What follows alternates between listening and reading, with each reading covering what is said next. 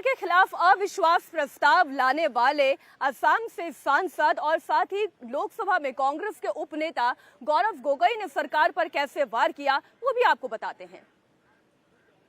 गौरव, आपका notice accept हो गया है क्योंकि 10 दिन के भीतर चर्चा करानी होती है। क्या आपको जानकारी दी गई कि कब चर्चा होगी? कोई स्पीकर के दफ्तर से कोई जानकारी? देखिए, इंडिया अलायंस का ये सामूहिक ये सिद्धांत था कि अविश्वास प्रस्ताव के द्वारा एक संदेश हम दें कि भले ही सरकार मणिपुर को भूल चुका है, लेकिन इंडिया अलायंस दुख की इस समय में मणिपुर के साथ खड़ा है और मणिपुर की न्याय की लड़ाई हम सदन के अंदर लड़ेंगे। सरकार करिए मणिपुर के साथ फिर बंगाल पर भी चर्चा हो, तेलंगाना में भी चर्चा हो, राजस्थान और छत्तीसगढ़ पर भी चर्चा हो, उसके लिए विपक्ष तैयार है? यही तो दुर्भाग्य की बात है कि इसको एक साधारण कानूनी मसला समझती है सरकार। भले ही जानते हैं कि आज केंद्रीय मंत्री अमित शाह मणिपुर के भ्रमण के बाद भी उनकी गठित यूनियन केंद्रीय शांति कमेटी विफल हो चुकी है। ये जानते हैं कि आज वे लोग जो वैली में रहते हैं वो पहाड़ हिल्स में नहीं जा रहे, हिल्स में जो लोग हैं वो वैली में नहीं आ रहे। एक पार्टीशन बन गया है मणिपुर में, और इस सामूहिक बातें को ना लेते हुए जो इधर उधर की बातें वो कर रही है। आज प्रधानमंत्री मोदी जी आज ईस्ट इंडिया कंपनी की बात कर रही है, तो दुनिया भर की बातें हो रही हैं। प्रधानमंत्री मोदी जी दुनिया भर में घूम रहे हैं, देश भर में घूम रहे हैं, लेकिन आज भी मणिपुर जाने का उनका समय नहीं है। विपक्ष के अविश्वास प्रस्ताव को फेल करने के लिए पीएम मोदी ने भी पक्का प्लान तैयार कर लिया है। वो क्या है प्लान, आगे मैं आपको समझाऊंगी, लेकिन उससे पहले आइए आपको ये बताते हैं कि अविश्वास प्रस्ताव यानी कि नो कॉन्फिडेंस मोशन आखिर होता क्या है। नो कॉन्फिडेंस मोशन सरकार के खिलाफ लाया जाता है। ये किसी भी सांसद के द्वारा केवल लोकसभा में लाया जा सकता है, राज्यसभा में नहीं। सरकार के खिलाफ कोई भी सांसद ये नो कॉन्फिडेंस मोशन सदन के पटल पर रख सकता है, लेकिन इसके लिए उन्हें लोकसभा स्पीकर को पहले ही लिखित सूचना दी जानी होती है। यानी कि अगर ठीक 11 बजे लोकसभा की कार्रवाई शुरू होती है तो इससे पहले यानी कि सुबह 10 बजे से पहले लोकसभा स्पीकर के दफ्तर में इससे जुड़ा हुआ नोटिस सबमिट करना होता है और उसके बाद फिर नो कॉन्फिडेंस मोशन पर चर्चा करवाई जा सकती है। अब सवाल ये उठता है कि नो कॉन्फिडेंस मोशन में कितने सांसदों का समर्थन पत्र चाहिए होता है। अगर कोई सांसद नो कॉन्फिडेंस मोशन को लेकर नोटिस देता है तो उसे साथ ही साथ 50 सांसदों के समर्थन की भी आवश्यकता होती है।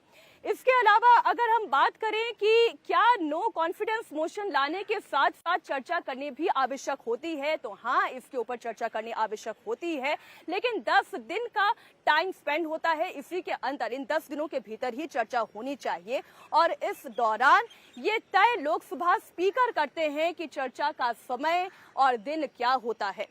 लोकसभा स्पीकर जब चर्चा का दिन और समय मुकर्रर कर लेते हैं तब इसके ऊपर विस्तार से चर्चा होती है और कौन कितना बोल सकता है इसे लेकर भी संसद में यानी कि कॉन्स्टिट्यूशन में टाइम दिया हुआ है और ये तय किया जाता है कि किसी भी दल की सदन के अंदर संख्या बल कितना है। उसी संख्या बल के आधार पर यह तय होता है कि किस पार्टी का कौन सांसद कितनी देर के लिए अविश्वास प्रस्ताव पर बोल सकता है।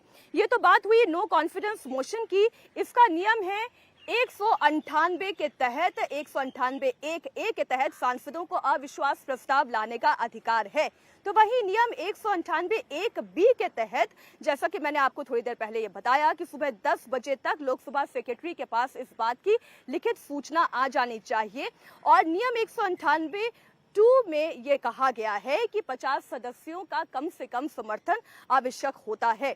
नियम 198(3) के तहत स्पीकर को 10 दिन के भीतर चर्चा करानी होती है और ये समय क्या होगा, इसकी तारीख क्या होगी, वो लोकसभा स्पीकर बाकी दलों के साथ चर्चा करने के साथ मंत्रणा करने के साथ ये तय कर सकते हैं और फिर चर्चा के आखिर में वोटिंग के जरिए फैसला होता है। ये वोटिंग ध्वनि मत के जरिए भी हो सकती है, सांसदों की वोटिंग के जरिए भी हो सकती है और फिर फैसला होता है। हमारी सहयोगी विजय लक्ष्मी इस वक्त लाइव जुड़ गई हैं विजय चौक से ही हमारे साथ। विजय लक्ष्मी, आज ऑपोजिशन की रणनीति यही रही, गौरव गोगोई ने समय पर नोटिस भी दे दिया, लेकिन इसके बावजूद आज चर्चा शुरू नहीं हो पाई। इसके पीछे कारण क्या?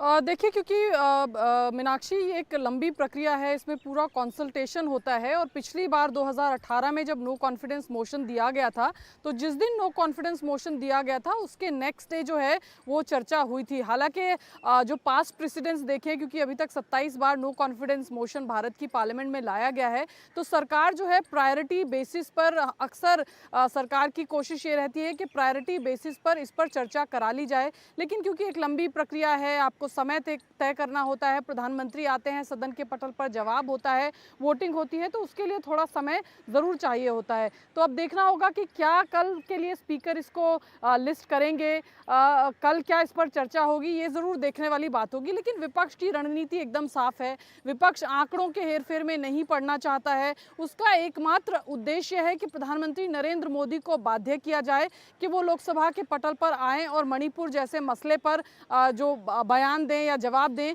क्योंकि नो कॉन्फिडेंस मोशन का जवाब हम आगे आपसे इसी मुद्दे पर और चर्चा को आगे बढ़ाएंगे। इंडिया टीवी हर वक्त हर जगह डाउनलोड करने के लिए सर्च करें India TV news Google play store या ऐप स्टोर पर।